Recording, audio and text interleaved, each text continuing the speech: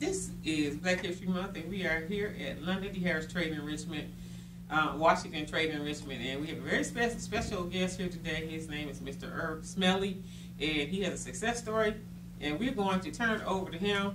I want to thank him for coming today so that he can tell you from A to Z how he got to where he is today. A very successful businessman, plus. Hi, Mr. Smelly. How you doing? Fine. I'm getting ready to leave the set. It's all on you.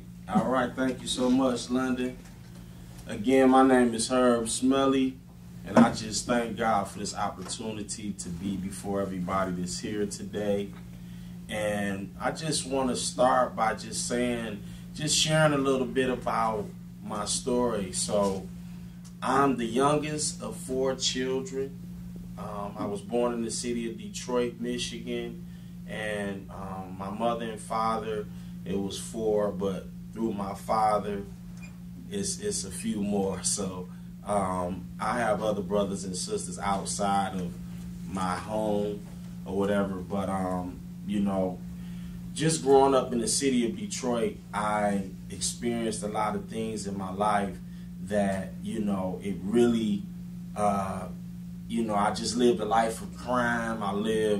I grew up in a bad neighborhood. I grew up on the west side of Detroit, Linwood, Dexter area, and I got in trouble at a young age. I began to get involved in crime at a young age, and so I just want to share a little bit about how, you know, I came into that.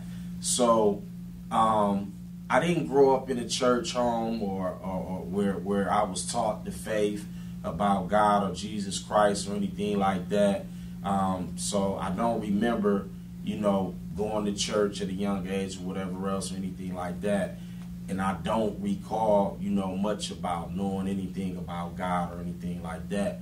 So when I was, I think I would say maybe like around 11 years old, I had older cousins, and one of my older cousins, he used to come around and stolen cars and always doing stuff to get me in trouble, and so my mother did not like him, and she did not want him around me because he always got me in trouble.